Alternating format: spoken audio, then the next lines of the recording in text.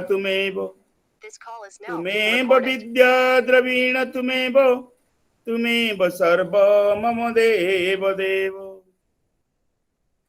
बामुंडा गड़र इष्ट देवी प्रधानी बुढ़ीर पाद तले समर्पी निजकू भक्ति अंतरे कोटिए प्रणति ढाले।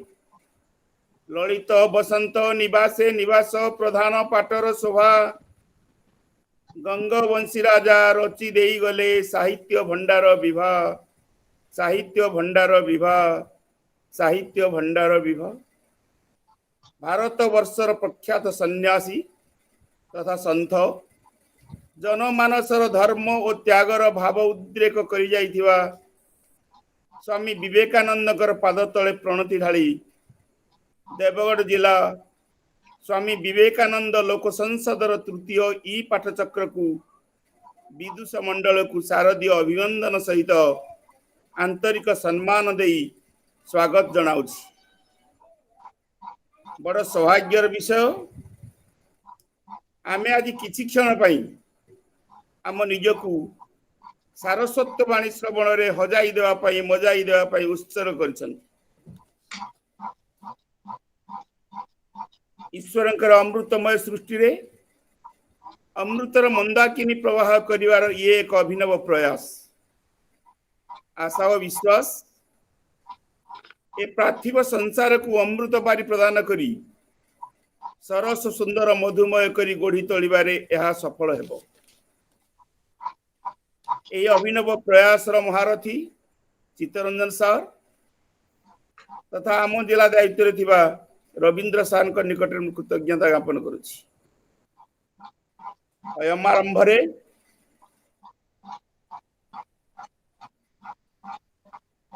हमर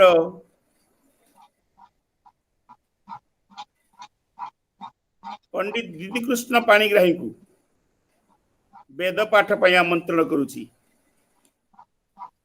पंडित दीदीकृष्ण पाणिग्राही महाभाग। हरि ओम श्री गुरुभ्यो नमः। हरि ओम भद्रं कर्णेभिः शृणुयाम देवाः भद्रं पश्येमाक्षभिर्यजत्राः स्थिरैरङ्गैस्तुष्टुवागुंशस्तनूभिः व्यसेम देवहितं यदायुः। स्वस्ति न इन्द्रो वृद्धश्रवाः स्वस्ति नः पूषा विश्ववेदाः स्वस्ति नस्तार्क्ष्यो अरिष्टनेमिः स्वस्ति नो बृहस्पतिर्दधातु। ओम शांति शांति शांति। हरि ओम। धन्यवाद पाणिग्राही महाभाग। जहाँकर प्रतिभारे विश्व धर्म सम्मेलन रे समग्र आर्यावर्त गौरवान्वित होइथिला से संत महापुरुष विवेकानंदकर महावाणी को पाठ करिया पई अपन्ना माही महोदय को अनुरोध करुछि।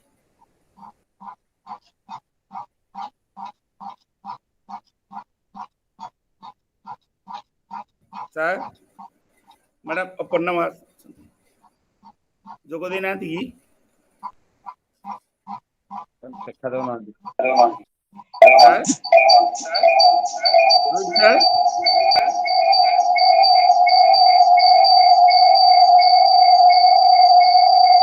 विवेक वाणी पाठ पई अपन्ना माही महोदय को आमंत्रण करा जाउछि। अच्छा अपन्ना भौणी नाहंती मो विवेक वाणी पाठटी आपनक अनुमति क्रमे निज ऊपर नउछि। हां सर कर दियन सर। अविच्छिन्न भावरे महत् कार्य कर एवं पवित्र चिंता करी आगेई चाल। निम्न चित्त संस्कार गुडी को दमन करिवार एहा ही एकमात्र मार्ग। कौनसी व्यक्ति को ନୈରାଶ୍ୟଜନକ ବୋଲି କହ ନାହିଁ, କାରଣ ସେ କେବଳ ଗୁଡ଼େ ଅଭ୍ୟାସ ସମ୍ବଳିତ ଏକ ଚରିତ୍ରକୁ ପ୍ରକାଶ କରୁଅଛି। ନୂତନ ଏବଂ ଅଧିକତର ମହାନ ଅଭ୍ୟାସ ଦ୍ୱାରା ତାହାକୁ ନିୟନ୍ତ୍ରଣ କରାଯାଇପାରିବ। ଅଭ୍ୟାସର ପୁନରାବୃତ୍ତି ହିଁ ଚରିତ୍ର। ଅଭ୍ୟାସର ପୁନରାବୃତ୍ତି ଦ୍ୱାରା ହିଁ ଚରିତ୍ର ଶୁଦ୍ଧ କରାହୁଏ। ଶୁଦ୍ଧ ମସ୍ତିଷ୍କରେ ବିପୁଳ ଶକ୍ତି ଓ ପ୍ରଚଣ୍ଡ କର୍ମ ପ୍ରେରଣା ନିହିତ ଥାଏ। ସ୍ୱାମୀ ବିବେକାନନ୍ଦ।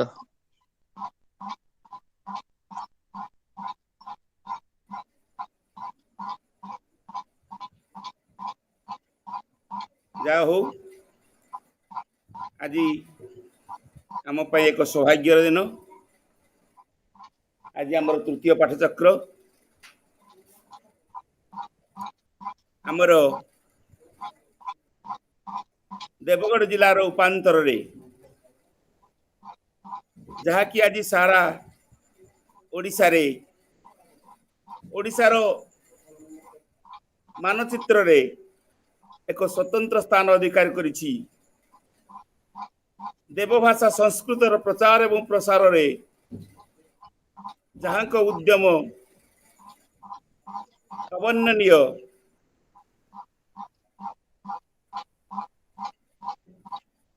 ପ୍ରଖ୍ୟାତ ବାଗ୍ମୀ ଜଗନ୍ନାଥ ସଂସ୍କୃତିର ପ୍ରଚାରକ ପ୍ରସାରକ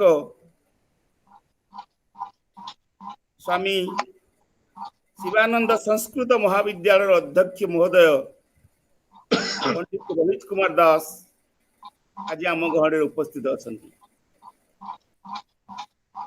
ମୁଁ ପଣ୍ଡିତ ରୋହିତ କୁମାର ଦାସ ମହୋଦୟଙ୍କୁ ଅନୁରୋଧ କରିବି, ଆଜି ଆମର ଇ ଚକ୍ର ପାଠ୍ୟକ୍ରମର ସଭାପତି ପଦ ଅଳଙ୍କୃତ କରି ସଭା କାର୍ଯ୍ୟକୁ ସଫଳ ରୂପାୟନ ଦେବାକୁ विशेष अनुरोध।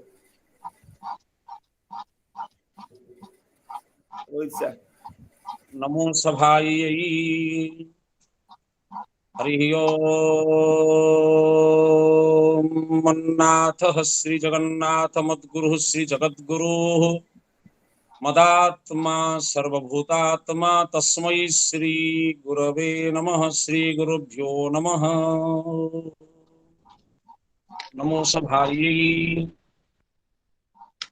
करुणा वरुणालय जगतरनाथ महाप्रभु जगन्नाथ पवित्र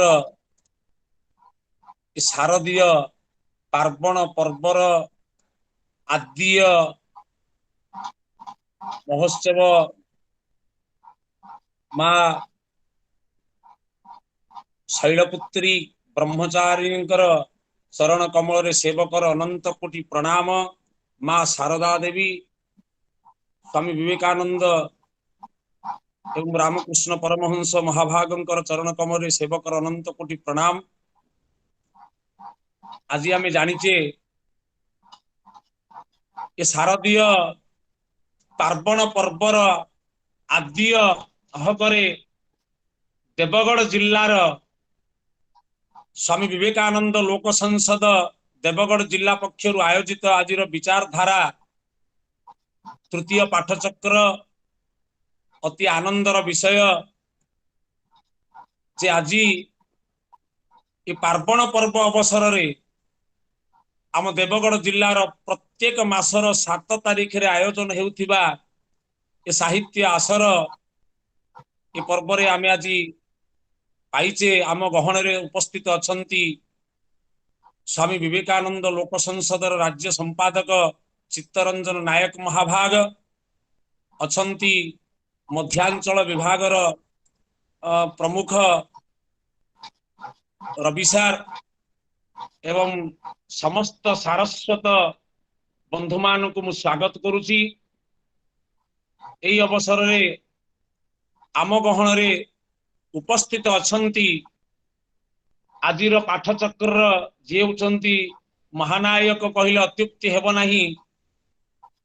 समस्तंकर आशाभाजन एवं प्रिय देवगढ़ महिला महाविद्यालयर उड़िया विभागर अध्यापक मान्य चित्तरंजन दास महाभाग ए विचारधारा क्रम रे आज रखुचंती आद्य परंपरा रे देवगढ़ जिल्लार ए पाठचक्र रे गंगवंशी चरित्र उपर आधारित एक पाठ्यक्रम सूची आज आम आगे उपस्थापन करिवे।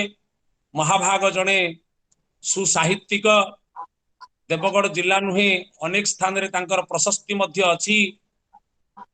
श्री चित्तरंजन दास महाभाग को मु आमंत्रण करुछि आज ये प्रसंग उपस्थापन करिवे।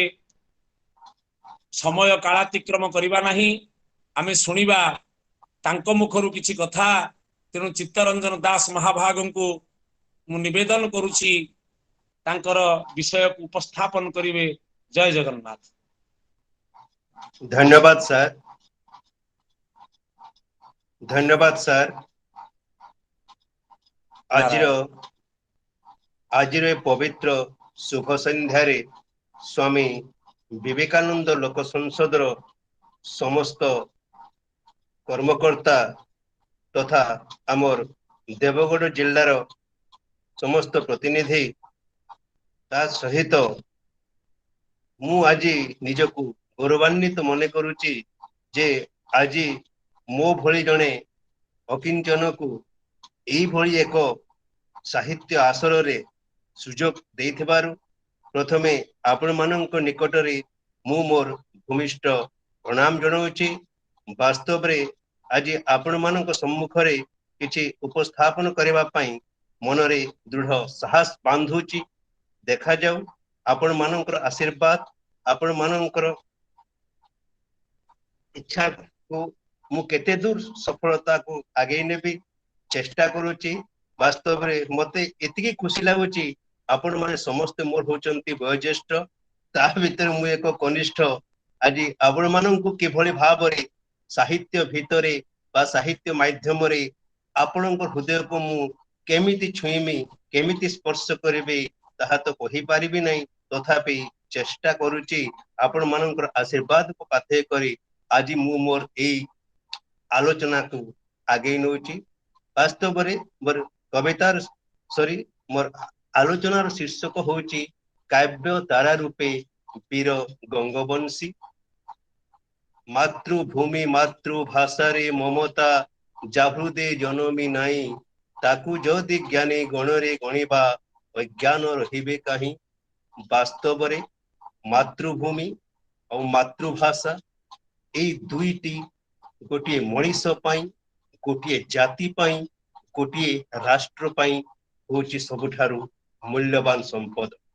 जहाकु नेकरी से जाति गर्व करे, जहाकु नेकरी से समाज गर्व करे, जहाकु नेकरी से राष्ट्र गर्व करे। से साहित्य भीतरे ही कलार कथा आसे, से साहित्य भीतरे ही संस्कृतिर कथा आसे, आउ से साहित्य भीतरे ही सामाजिक जीवनर प्रतिटी चित्र उत्फुल्लित हुए, प्रतिफलित हुए। वास्तव रे आज एभली एक साहित्य आसर रे आमे समस्ते उपस्थित होइते।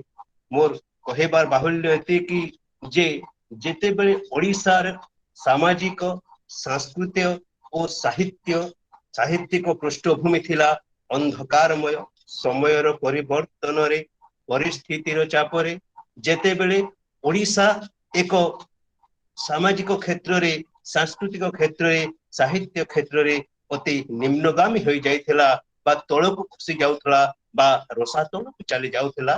सेही समय रे वर्गी इंग्रेज मानकर अत्याचार, नौंक दुर्भिक्ष, राक्षसर कराल प्रभाव रे ओडिसार मानदंड को दोहलाई देइथिला। एहा ध्रुव सत्य, चिरंतन सत्य। नीति बंचिबा पई संग्राम करुथुवा मनीष मनरे धर्म, साहित्य और संस्कृति प्रति वैराग्य भाव सृष्टि होई सारिथिला। तेणु सही समय रे सही पूर्व पंचसखा साहित्यर भक्ति संगीत हेउ, रीति साहित्यर रति विलाप हेउ, किंबा पदावली साहित्यर विषाद रागिणी सुनिबाकू मिलु नथिला। थिला केवल सही समय रे हमर समस्तंक पाखरे सही पाश्चात्य शासन और वाणिज्य ता सहित प्रतिवेशी बंगाली मानकर ओडिया भाषा विलोपर चक्रांतरे हंतसंत होई उठिता समग्र ओडिया जाति सही बंगाली माने कहते जे ओडिया भाषा एक स्वतंत्र भाषा नए ओडिया भाषा वास्तव में सही समय ओडिया भाषा को आगे नेबा पई ओडिया भाषा रक्षा कवच साजिबा पई बा ओडिया जाति को ओडिया भाषा को समस्त आगे छिड़ा करबा पई वास्तव में से समय कहीं नथिला भली मने हेउतिला एभली एक परिस्थिति रे एभली एक घड़ी संधि मुहूर्त रे से समय रे एक शुभ लग्न रे ता 16/5/1850 मसीहा रे बामुंडा माता तांकर सुजग्य संतान को जन्म दे धन्य करिथिला बा धन्य हेतिला सेठी मने पड़े सही अवैबर राधना काव्यर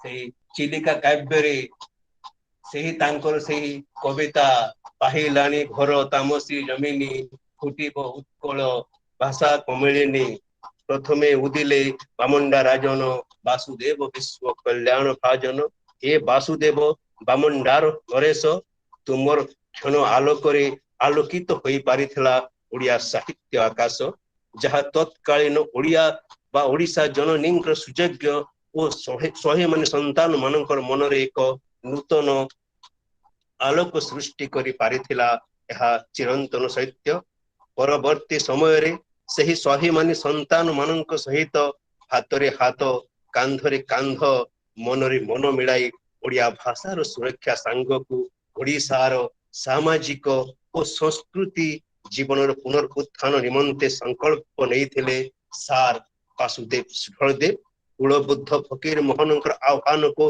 हृदबोध करी युव साहित्यिक स्रष्टा गठन करने दिगरे निजक एकाकार करथिले कवि राजा वासुदेव सुफलदेव गोटे पटे निजे स्रष्टा पुरुष साजी बाणी साधना ब्रती हेबा सहित अपर पटे दक्ष सुशासक भाव निजक प्रतिष्ठा करी पारिथिले तांको क्लांत परिश्रम बल ओडिशार मोगल बंदी और गढ़जात अंचल मध्य सुसंपर्क स्थापन हो पारिथिला जहा फकीर मोहनकर सही तांकर कविता भितर ता स्पष्ट बारी हुए जहा ओडिशा पाइथिला एक शुभंकर बेला ए सत्य को उपलब्धि करी व्यास कवि फकीर मोहन तांकर अवसर बासरे कवितार घोषणा करी सारिचंती भाषा जगे छिन्न भिन्न थिला ए उत्कल बांधिल एकता सूत्रे तुमे ही केवल तुम्भर पत्रिका लिपि लोभी अच्छी उच्च स्थान तुम्भ एका करी जान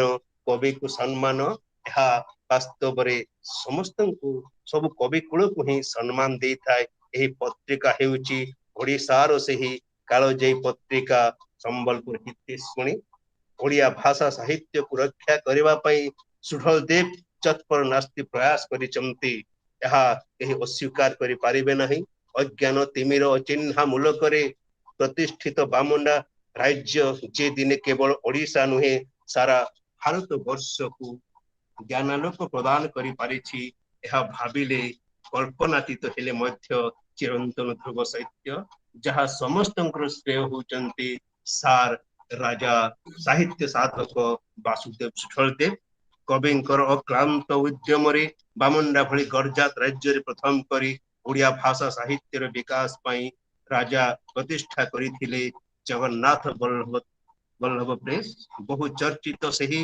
हितेशुणी पत्रिका से प्रकाश करथिले और जहार प्रथम संपादक बा दायित्व रे थिले पंडित नीलमणि विद्यारत्न कवि काव्य तारांक यही भली सारस्वत चिरंतन को देखी से दिन स्वभाव कवि गंगाधर मेहेर विद्यारत्न हितेशुणी कविता रे लेखि जाइछंती बुध हंस केलीसर देव दुर्ग धामे जन मिला सुपत्रिका हितेशुणी नामे साप भ्रष्ट देव थिले नरेंद्र सुढल किरती उद्याने तांक अनेक सुफल तांक से उद्याने पाई समाजर स्थान बढ़ी गला पत्रिकार अतुल सम्मान एठारे साप भ्रष्टर अर्थ हेउची अभिशापच्युत बा अधपतित तेणु कविंक भाषा रे कहिबा को गले टी जे ओडिशार गंगेश्वर हेबा कथा से आज एक क्षुद्र गढ़जात राजा हेले गंगेश्वरंक ठारू बहु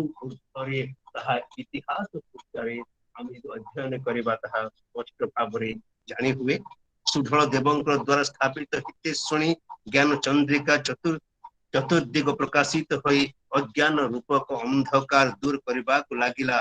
कवि गंगाधर पुणी यार सत्यताकु उत्थापन करी गाइछन्ति। चौदिगे कला ज्ञान चंद्रिका प्रकाश, अज्ञान तिमिर दूर हेला लभित्रास। समाज कानने पशि से चंद्र किरण, पूरीति तिमिर कला जतने हरण।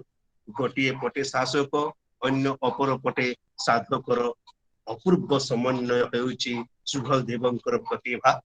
जड़े दक्ष सुशासक भावरे ओखोज निखोज भली ओसिकोस बामुंडाकू आधुनिकतार स्वाद चटेबारे से स्वप्न देखिथिले। आ से स्वप्न को साकार करबा पई से सुंदर भावरे प्रयास करिथिले। आ केते क्षेत्र रे से तांकर प्रतिष्ठित लाभ करिथिले, जहा तांकर इतिहास को अध्ययन कले स्पष्ट बारी हुए। अनन्य पृष्ठपोषकतारे प्रबोधित करि पारिथिले, जहा तांकर महान गुणर परिचय।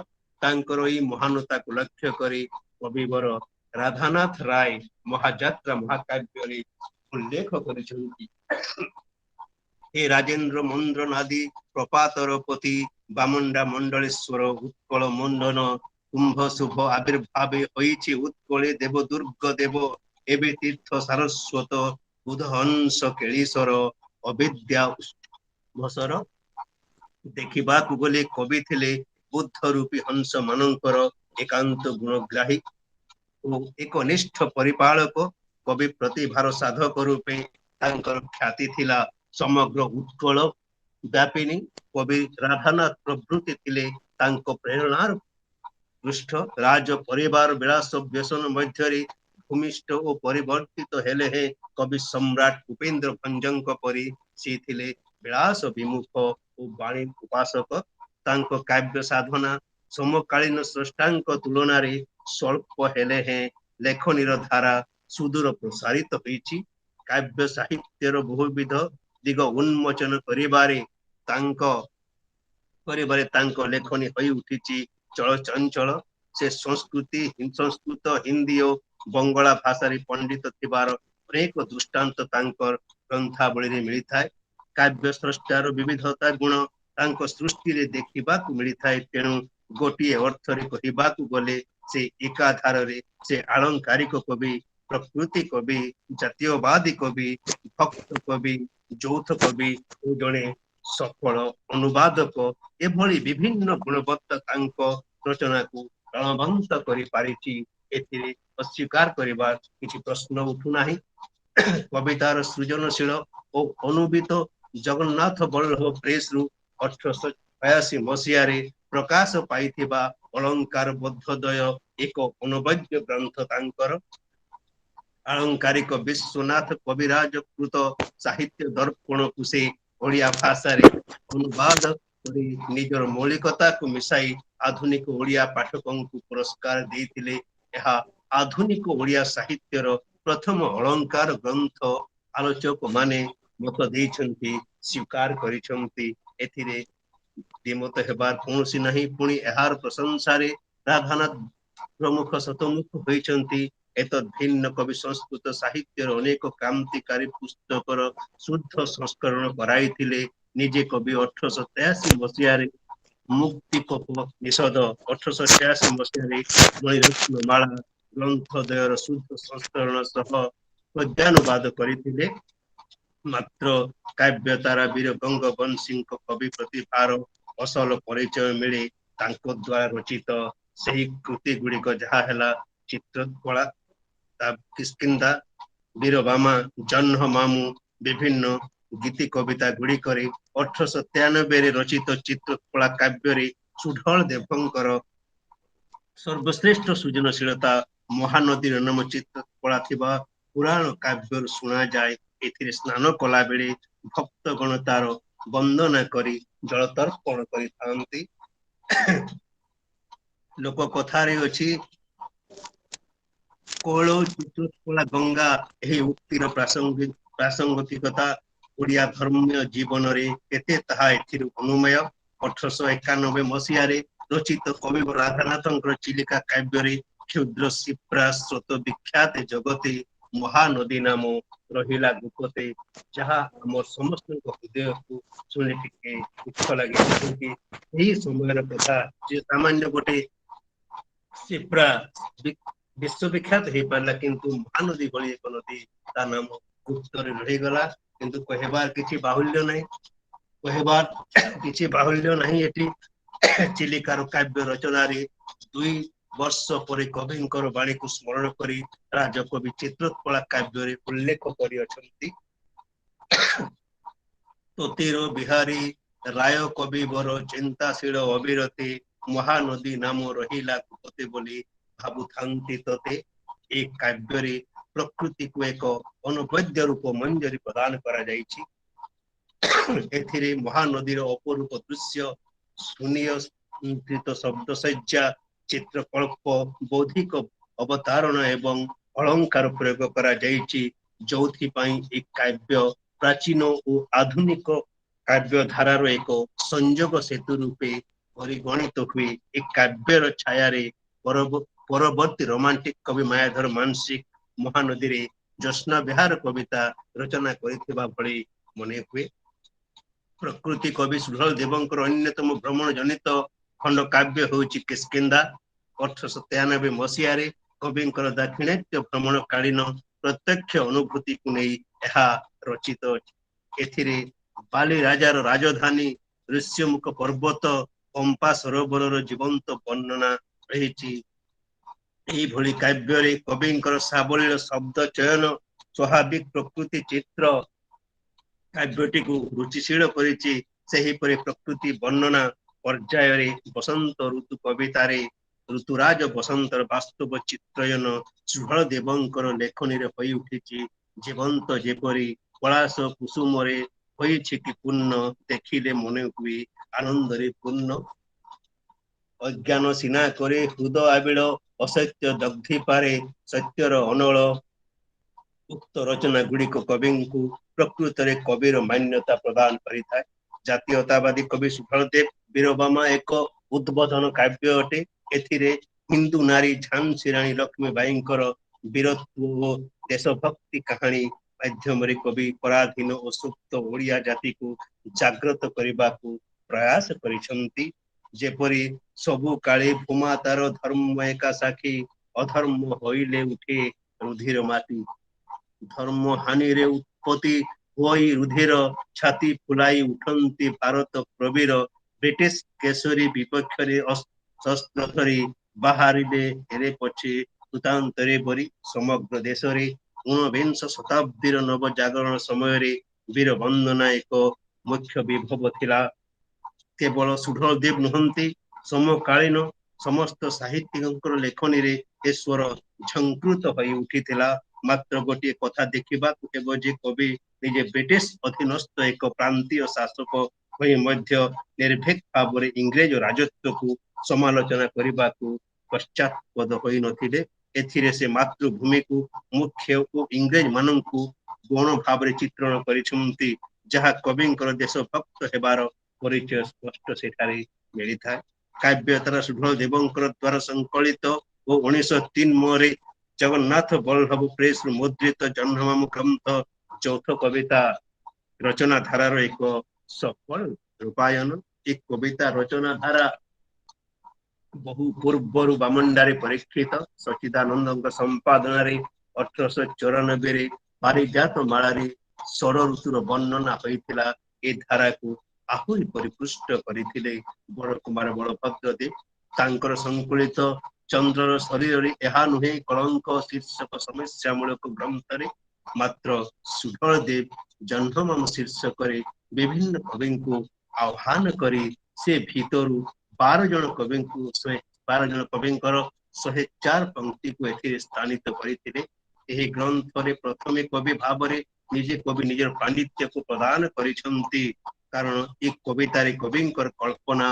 विलास प्रतिफलित होईची जन्म मामुंकु कवि सरहांडी उपवनर फूल सुवर्ण पिठा आकाश पणार साची रूपे तर्पणा करिसंती जेपरि हिरण्य गर्भंक सुवर्ण पिठा परिब बोली की कांचन अटा चला उछि मामु ଚାଲୁଣୀରେ ତହୁଁ ଚୁନା ଗଳି ପଡେ ଧରାରେ ତାକୁ ଆମ୍ଭେ ମାନେ ମାମୁ କର ବୋଲି ଭାବୁଛୁ କି ମନେ। ବା କି ସୁନ୍ଦର।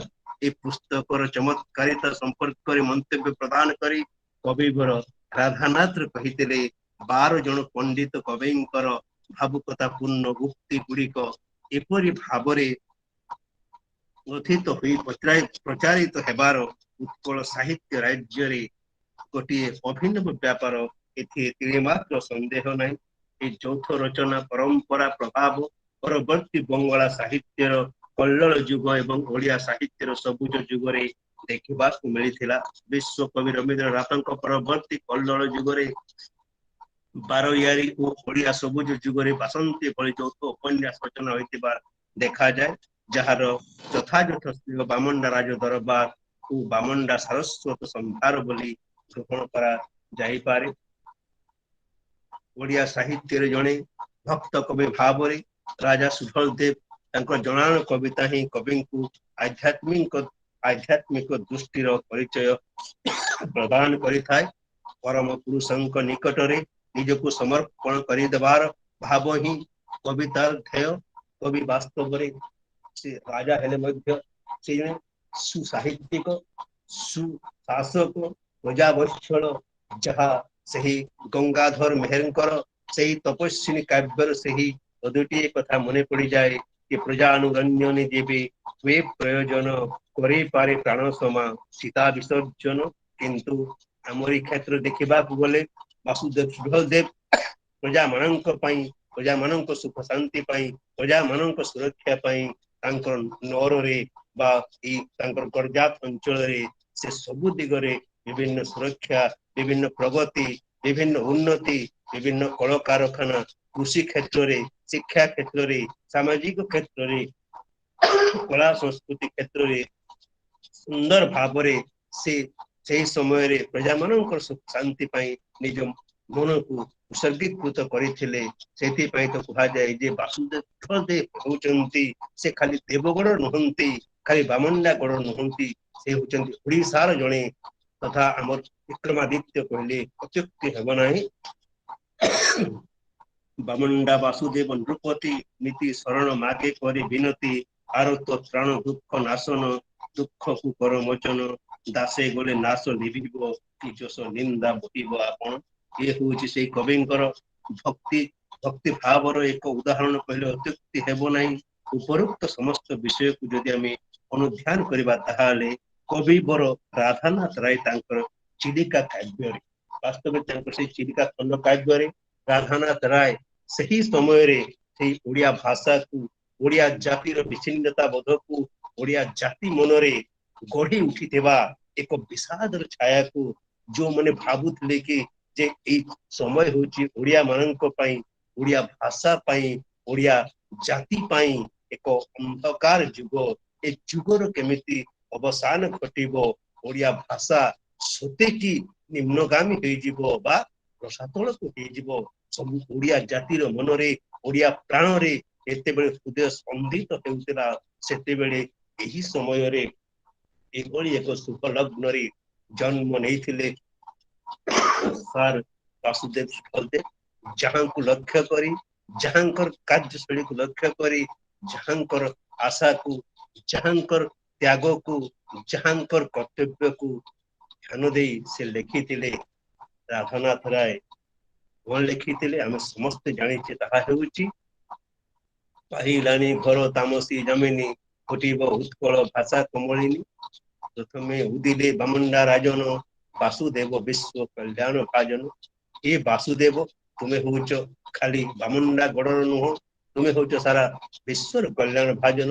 ଯେଉଁଥିପାଇଁ ଆଜି ଓଡିଆ ସାହିତ୍ୟରେ ଯଦି ଆଲୋଚନା କରିବା, ଓଡିଆ ସାହିତ୍ୟକୁ ଦେଖାଯାଏ, ଓଡିଆ ସାହିତ୍ୟକୁ ବାମଣ୍ଡାର ଦାନ ହେଉଛି ବାସ୍ତବରେ ଅତୁଳନୀୟ। ସେଇ ଓଡିଆ ସାହିତ୍ୟକୁ, ସେଇ ଓଡିଆ ଜାତିର ମନୁଷ୍ୟ ହେଉଛନ୍ତି, ସେଇ ଓଡିଆ ଜାତିର କର୍ଣ୍ଣଧାର ହେଉଛନ୍ତି ଅନ୍ଧକାରମୟରୁ ଆଲୋକକୁ ପଥ ଦେଖାଇଥିବା ସେ ହିଁ ହେଉଛନ୍ତି ମହାନ ପୁରୁଷ, ସେ ହିଁ ହେଉଛନ୍ତି କାବ୍ୟ ତାରା ରୂପେ ବୀର ଗଙ୍ଗବଂଶୀ।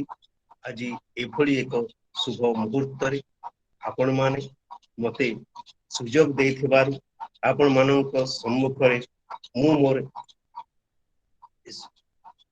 आलोचना को उपस्थापन करिथिबारु आपण मानकु केते दूर मु आपण हृदय स्पर्श करछि ता तो कहि परिबि नै मु प्रयास करिछि आपण मानक सम्मुखरे किछि कहबा से साहस आपण माने आजि ओते देहिचंती सेति पई मु आपणक पाखरे मु चिर कृतज्ञ आपण माने समस्त मु देखुछि से फोटो माध्यम केबे तो देखबार सुযোগ नथिला आपण माने समस्त मोर वयोज्येष्ठ आपण माने समस्त मोर पितृतुल्य पुणी सही आपण मानक पाखरे मु नमस्कार करी मु आपण मानकर आशीर्वाद भिक्षा करूची मु नुहे एक ओडिया छात्र भावरे हमर ओडिया जातिर ओडिया भाषार ओडिया साहित्यर जय हो एति कही मो वक्तव्य को एति विराम देछि।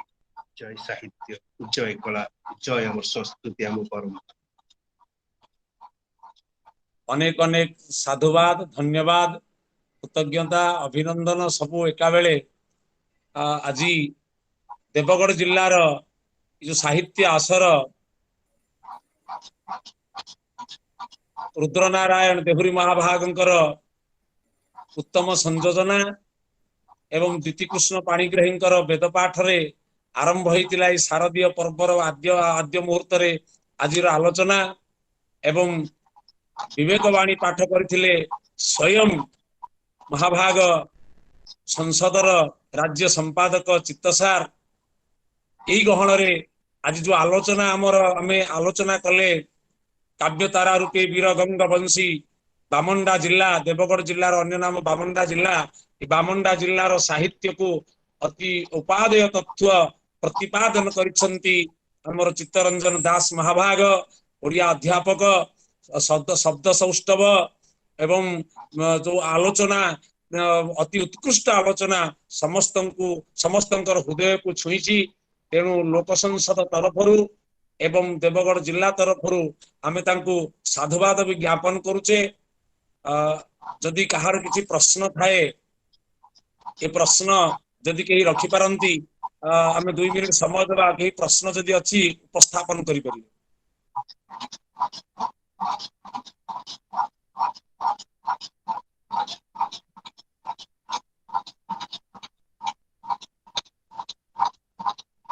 समय सीमा भितर समय अवधि भितर चित्तसार आज जो वक्तव्य उपस्थापन कले यह अति अति उत्कृष्ट एवं आम पाखरे भाषा नहीं ताको साधुवाद देवा पाई तथापि आमे मु अनुरोध करी आम गहन रे अछंती राज्य संपादक माननीय चित्तरंजन सार चित्तरंजन नायक महाभाग रेभेन्सा कॉलेज रो लीडर समय निजे बाहर करी राति 2टा पर्यंत लोक संसद पाई काम करूचंती काली तार प्रत्यक्ष प्रमाण आमे पाइचे। तो ये समय अवधि भितर आमको 5 मिनिट मार्गदर्शन प्रदान करंतु देवगढ़ जिला तृतीय पाठचक्र आमे ई पर्यंत आमे रखीचे ये पाठचक्र भितर आमको समय अवधि भितर किछि मार्गदर्शन करिया पाई मु राज्य संपादक माननीय चित्तसार को अनुरोध करूची।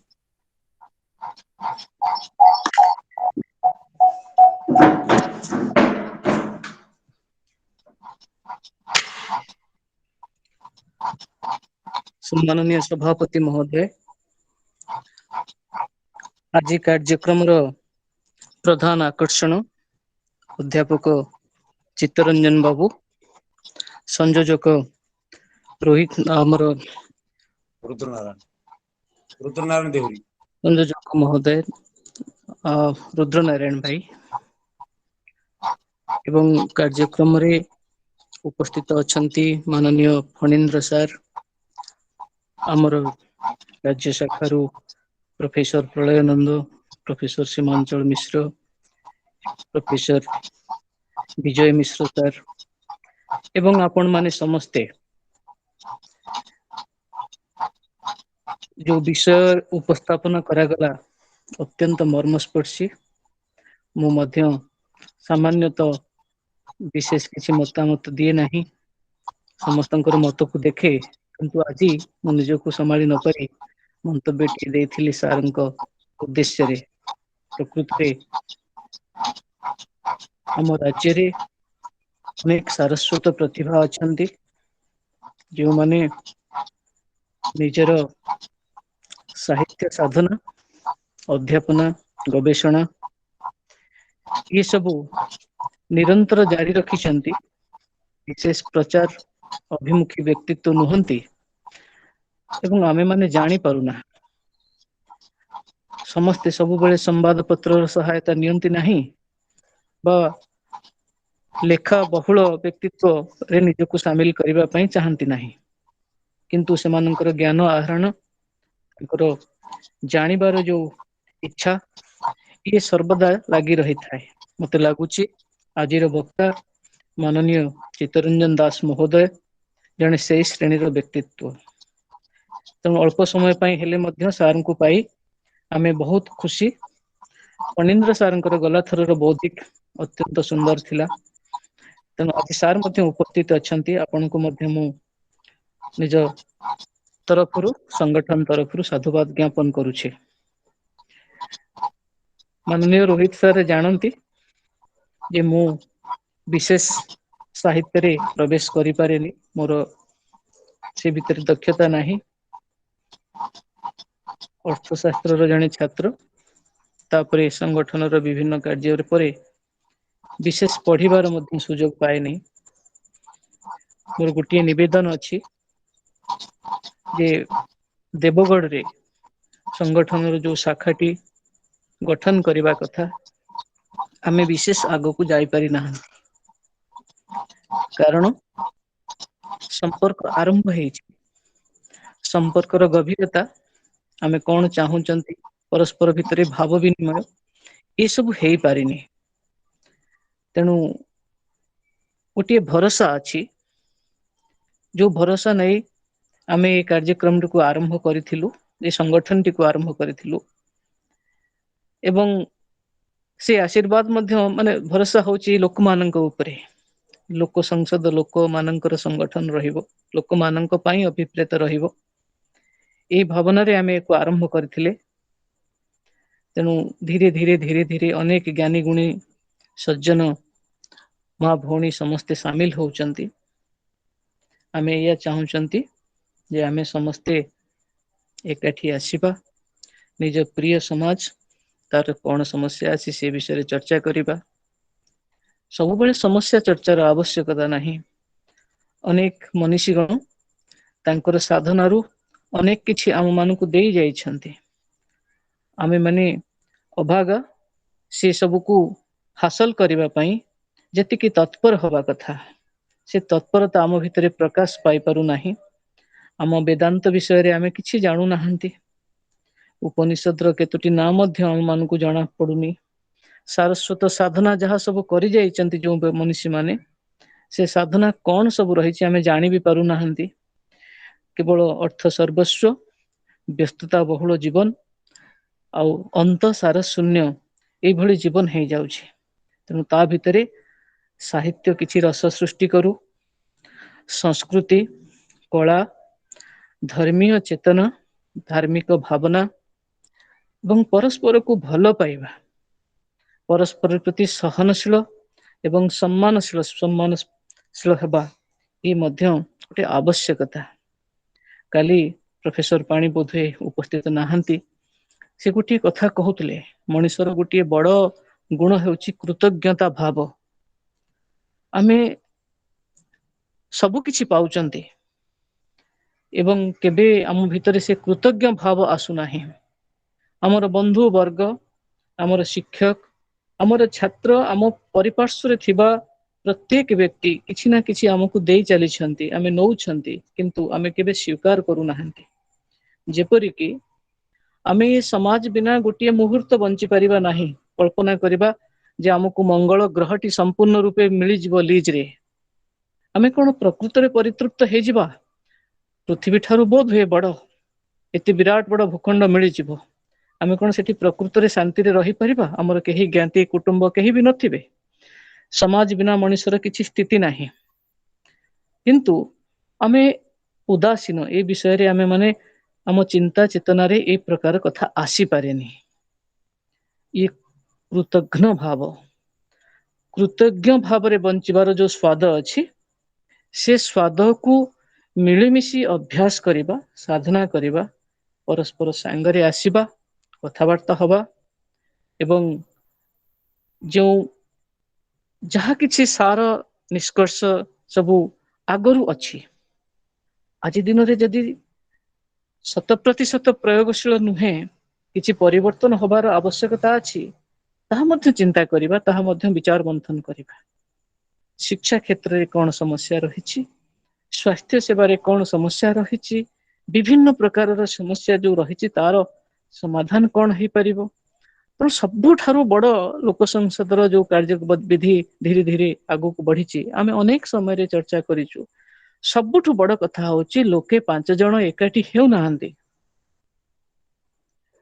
तेणु एकाठी आसीबा सांगरे रहिबा आ मिलिमिशि काम करिबा ए तीनोटी जिनिस स्वामी विवेकानंदଙ୍କର जिते सबु सिद्धांत आह्वान जहा जहा से सबु कहिचंती ये कथा काहेकि के जानी आम हृदय को छुई जाइछि आमे सांगरे आसीबा सांगरे रहिबा सांगरे काम करिबा किए केतबेले अधिक काम करिदेबे किए टिके कम करिवे से स्पर्धा अहंकार रो दूर रे रही परिवार बोधरे आमे आम प्रिय समाज विषय रे चिंतन करिबा ये सब होची एभली किछि चिंतन को पाथेय करी जने उदात्त प्रेरणादायी जने समर्पित समाज को देश को धर्म को परमात्मा को व्यक्ति को समस्त को अत्यंत भल पाउथबा जने व्यक्तित्व स्वामी विवेकानंद तांको ठारू प्रेरणा नै तांको बाणी तांकर आह्वान ये सब को तर्जमा करी आमे बेले बेले प्रश्न आसुची खाली विवेकानंद चिंतन कहीं करूना विवेकानंद कथा कहले मन भरी जाए हाँ ठीक अच्छी ताहा ठीक कथा किंतु बियॉन्ड दैट हमको काम करने को पड़िबो हमको काम करने को हेले हमको समस्या विषय रे सचेतन होगा को पड़िबो एवं विराट दुनिया को ता प्रति उदासीन आमे रही परिबानी सेति पई हमर विभिन्न जिल्ला शाखा विभिन्न प्रकार आलोचना करूचंती प्रति जिल्ला रे गोटे कथा समस्त को आह्वान करा जायछि जिल्लार राज्य आगरे उपस्थापन कला भली कौन अछि ताकू आपण आनंतु चर्चा को आनंतु जेमिति कस्तूरी मृग निजर सुरभि को जानी पारेनी तेणु आमे आम जिल्ला रे कौन कौन भल भल कथा अछि हुए तो जेतबेले हमको कहीं जने पचारुची कहंतु सेतबेले आमे अधिक यत्नशील हे सबुठारु सुंदर सुंदर जहा सब अछि जो बड़ी बामुंडा घराना बामुंडा राजवंश र साहित्य अनुराग एभली थिला आमे तो कहीं जानि नथिले किंतु आपण माने ए जिनिस सब आम सामना को नै आसिले अति सुंदर सेति पई कृतज्ञ भाव रहुछि आ ये चर्चा आगो को बढ़ू अनेक कथा आसु जिल्लार ज्ञानी गुणी लोक एकाठी आसंतु आपण माने जो माने माने अछंती मुरबी श्रेणी व्यक्तित्व प्रोफेसर माने डॉक्टर नंद अछंती आज चित्तरंजन बाबू आसिले रोहित बाबू भी से जगह काम करूछंती आ रुद्र बाबू सेठी काम करूछंती दैतरी बाबू एठी काम करूछंती और भी अनेक बंधु आज शामिल थिबे तेणु समस्ते एकाठी हेई टिके एक चिंता करि नियंतु कोन कोन जिंस आमे आनिबा मासर गोटिए दिन रहिछि सुंदर भाबरे एथरि लोक माने संगरे आसिले अन्य हमर कला संस्कृति विभाग हमर ग्राम उन्नयन विभाग जो मो गां बोली जो फोरम टी हमें करिसेंती हमर युवक मान को जो संगरे आनिबा पई जो अभियान विवेकानंद युव संसद माध्यम रे करा जाउची कॉलेज यूनिवर्सिटी रे तार सब एक्टिविटी गुडी को त्वरान्वित करा जिवो आरंभ भी हे जायछि रेभेन्सा बाणी विहार इत्यादि जगह रे हमर किछि ना किछि कार्यक्रम चालिछि कोविड पर आमे निजको सजाड नउचंती जे केमिति आमे फास्ट रेट रे पहुंचीबा यूथ मानक पाखरे जहा जहा सब व्यापक योजना रहिछि सेति पई नेतृत्व दरकार सामूहिक प्रयास दरकार तेणु मते आपण किछि समय सुजोग देले सभापति महोदय मु आपणक पाखरे कृतज्ञ तेणु पुनः निवेदन करूछि एवं पुणी थरे अध्यापक चित्तरंजन दास को मोर गभीर सम्मान ज्ञापन करूछि अत्यंत सुंदर मार्मिक वक्तव्यटीए आपणकर संपूर्ण समय थिला ता भितरु मते टिके अनुप्रवेश रो सुजोग मिली जाईछि मु सेति पई इटा एजेंडा भितरर कथा नथिला बोध हुए 5-10 मिनिट पूर्वरु बौद्धिक सरीबा कारणरु सभापति से समय को उपयोग करबा पई मो माध्यम रे चाहिथिबे आ समस्त टिके सुनि थिबारु मु समस्तक पाखरे कृतज्ञ एवं समस्तकर आशीर्वाद भिक्षा करूछि नमस्कार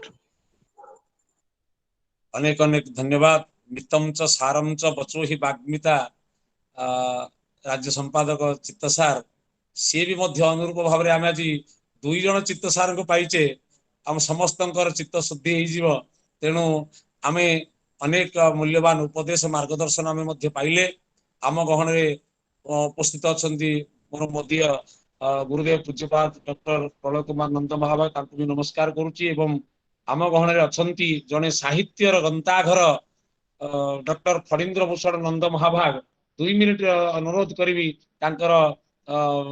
अभिव्यक्ति प्रकाश करते मान्य फणींद्र भूषण नंद महाभाग साहित्य एकाडेमी सदस्य केवल नुहति जन साहित्यर मूर्तिमंत देवता निवेदन करी 2-3 मिनिट समय अवधि भितर आमको किसी मार्गदर्शन करेंगे। नमस्कार। आज ए प्रोग्राम बहुत सुंदर है।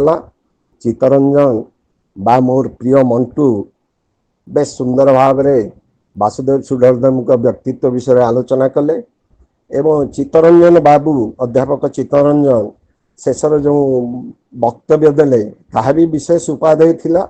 उभय चित्तरंजन को मो तरफ अशेष अशेष सम्मान कृतज्ञता एवं शुभेच्छा। वासुदेव सुधरदेव को विषय खाली 2टी सूचना दूची 2 मिनिट भितर। वासुदेव सुधरदेव चित्तोत्पला काव्य लिखिथिले जहाँकि एक से संबलपुर रु कटक को नौका जोगे महानदी रे जो भ्रमण करथिले तार चित्र वर्णना हेची एवं ताहा प्रकृति वर्णनामूलक एक काव्य। ता बाद वीरबामा थिला ओडिशार एक जुगान्तकारी काव्य। वीरबामा मो कथा शुभुची तो? हाँ शुभुची सर शुभुची। हाँ वीरबामा थिला लक्ष्मीबाई चरित्र उपरे पर्यवेसित एवं ताहा 1893 रे प्रकाश पाइथिला एवं ता सत्वे भी मोर प्रिय मंटू बा चित्तरंजन सी भी देखिथिबे बोधे तांको बेल को भांगी गलानी बामंडा बा देवगढ़ बामंडार राजधानी देवगढ़ एवं मु स्पष्ट कर दउची बामंडा अर्थ वर्तमान रो जहा देवगढ़ जिला ता सहित Sambalpur जिलार Kuchinda sub division A 2टा मिसी बामंडा स्टेट थिला सेते एवं तार राजधानी थिला देवगढ़ रे एवं सही देवगढ़ रे सार वासुदेव सुधरदेव एक बड़ बगीचा बोली विराट प्रमोद उद्यान करथिले जोठी अनेक वैदेशिक एवं देशीय अनेक प्रकार गछ लगा जाइथिला विभिन्न औषधीय वृक्ष लगा जाइथिला एवं विभिन्न प्रकार भास्कर्यर मध्य ताहा गंताघर थिला। सेठी लक्ष्मीबाईंकर एक अश्वारोहणी मूर्ति प्रतिष्ठा कराहिथिला जहाको देखि तत्कालीन पॉलिटिकल एजेंट प्रश्न करथिले आपण तो ब्रिटिश गवर्नमेंट रो बंधु किंतु ब्रिटिश सरकार को शत्रु लक्ष्मीबाई को मूर्ति कहीं आपण प्रतिष्ठा करिसंती। सेते बेले सुधरदेव अकुत भय एवं उद्दात कंठ ताको उत्तर देइथिले जे लक्ष्मीबाई ब्रिटिश गवर्नमेंट रो शत्रु ना मित्र से कथा को मु विचार करी नाही। जने नारी हेई से जो पुरुषोचित वीरत्व देखाइथिले एवं जोध्रु वेशरे से जो अवतीर्ण हेई निजर वीरत्वर पराकाष्ठा प्रदर्शन करथिले से वीरत्व को सम्मान जणेबा पई तांकर मूर्ति को प्रतिष्ठा देइथि एवं से मूर्ति आमे देखिला बेल को आमे छोट छोट थिला बेल को भी किछि किछि भांगी थिला एवं से मूर्ति थिला। एवं आउ टिए सूचना हला 1892 बेल को बामंडा रे दुर्भिक्ष पड़िथिला एवं बामंडा राजा सार वासुदेव सुधरदेव ब्रिटिश गवर्नमेंट को सहित चुक्ति करथिले चाउल रप्तानी करबा पाई एवं जेहेतु निज राज्य रे दुर्भिक्ष पड़िला तेणु से रप्तानी को बंद कर देइथिले। बंद करबा द्वारा ब्रिटिश रो जणे सेते बेलर पॉलिटिकल एजेंट थिले सी आसीथिले एवं सी पचारिथिले आपण ट्रीट भंग करूचंती। सेते बेले सुधरदेव कहिथिले ब्रिटिश गवर्नमेंट सहित ट्रीट भंग अपेक्षा मोर 20,000 प्रजांकर जीवन मो पाई महत्तर। ट्रीट भंग को मु भय करे ना बरं मु मोर राज्यर लोक माननकु तांकर जीवन को अग्राधिकार दिए। जदि ब्रिटिश गवर्नमेंट असुविधा समय रे बामंडार प्रजा माननकु चाउल जोगेबार प्रतिश्रुति देबे ताहाले मु रप्तानी करिवि नहले रद्द करिवि। एमिति जने अकुत भय थिले एवं राधानाथ को से मध्य पृष्ठपोषकता जोगई थिले। सेमिति एक विचित्र कर्मा कर्म तपस्वींकर जीवनीर कियदंश आज आलोचना करिथिबारु मोर प्रिय मंटू बा चित्तरंजन को मु धन्यवाद जोउची एवं आपण मानकु समस्त को नमस्कार करूची। नमस्कार। अनेक अनेक साधुवाद, धन्यवाद, कृतज्ञता, अभिनंदन। तो डॉक्टर फणींद्र भूषण नंद सार आम भी जड़े अनुपम मार्गदर्शक। आज चित्तरंजन सार को पाइबा से फणींद्र सार ही आमको प्रेरणा जोगैतिले एवं आहुरी दुई जन वक्तांकर नाम मध्य आमको प्रकाश करिसंती। तेणु तांको पाई आमे देवगढ़ जिला मध्य धन्य होईची एवं स्वामी विवेकानंद लोक संसद तार कार्यधारा को आगे नब तांकर माध्यम रे ए आशा आमे मध्य मनरे आमर मत पोषण होउची समस्तंकर एवं भावधारा को आमे आगे नबा। तो समय अवधि भितरे आउ आमे समय मान कालक्षेपण आमे करिबा नाही। आमे वर्तमान धन्यवाद अर्पण करिया पाई मधुसूदन साहू को निवेदन करिबी। धन्यवाद अर्पण करिवे मधुसूदन साहू। आजिर एही सभारे उपस्थित थिबा समस्त सारस्वत साधक मानकु मोर हृदयर गभीरतम प्रदेशरु मु प्रणाम जनाउछि। छंद कवि राधामोहन उदाम सिंह कवितार लिखिथिले, जन्मदामर भारत भूईर बहु दूरे साथी बहु दूरे, बंदी मु आजी उदाम सिंह एई लंडनर कारापुरे, सम्मुखे मोर फांसी काठ शिख संतान शुणाउछि मुहि, जन्म माटीर जय पाठ जन्म माटीर जय पाठ। ठीक से आज कोरोनार करार परिस्थिति मध्यरे आमे शारीरिक भाव में उपस्थित हो पारु नथिला मध्य एई अंतर्जाल माध्यम रे आमे सारस्वत आलोचना करि पारुछंती, जहाँकि विवेकानंद लोक संसद विचारधारा देवगढ़ जिला शाखा तरफ एई सुंदर ई पाठचक्र आयोजना समस्त सारस्वत साधक मानकु सारस्वत बंधु मानकु आज टाणी आनिछि। एथिरे आमे एकत्रित होई आलोचना करि पारुछंती। आजिर एई कार्यक्रम रे संयोजना करुवा संयोजक श्रीयुक्त रुद्रमोहन देहुरी महाभाग को अनुष्ठान तरफ अशेष अशेष धन्यवाद ज्ञापन कराउछि। आमर आजिर वक्ता मुख्य वक्ता श्रीयुक्त चित्तरंजन दास महोदय साहित्य विभाग अध्यापक देवगढ़ महिला महाविद्यालय से महाभाग मध्य प्रामाणिक तथ्य आकार रे सुंदर भाव रे तांकर वार्ता को उपस्थापन करिसंती। आजिर कार्यक्रम रे तांकु मध्य अनुष्ठान तरफ अशेष अशेष धन्यवाद ज्ञापन करा जाउछि।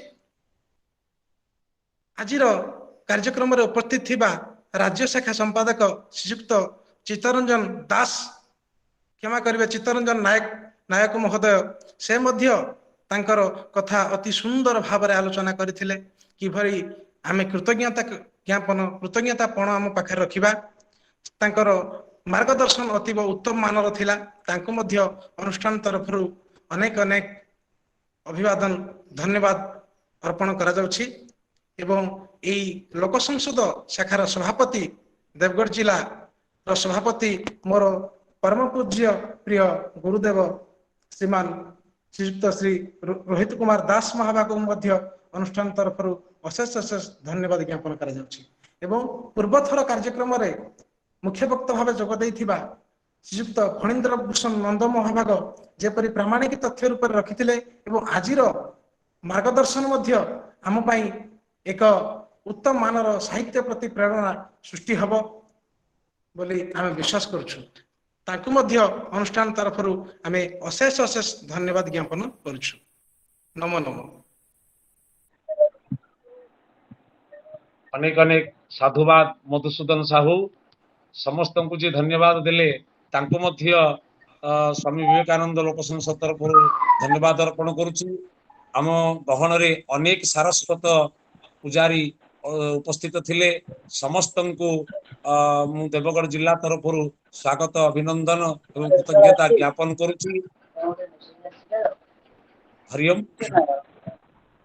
जदि कार किछि आमे समय को कालक्षेपण करिवा नाही, सामूहिक भाव में गोटे शांति मंत्र पाठ करी आमे सभा को विराम दबा। गोटे शांति मंत्र पाठ करिवा। हरिः ओम द्यौः शान्ति अन्तरिक्षगुं शान्तिः पृथिवी शान्तिरापः शान्तिरौषधयः शान्तिर्वनस्पतयः शान्तिर्विश्वे देवाः शान्तिर्ब्रह्म शान्तिः सर्वगुं शान्तिः शान्तिरेव शान्तिः सामा शान्तिरेधि समस्तଙ୍କୁ जय जगन्नाथ पूर्वक अभिनंदन शुभेच्छा ज्ञापन करुच्ची एवं आगामी मासर 7 तारिख पर्यंत इष्टमित्रादि सहित आम समस्ते जोगदबा एवं स्वामी विवेकानंद लोक संसद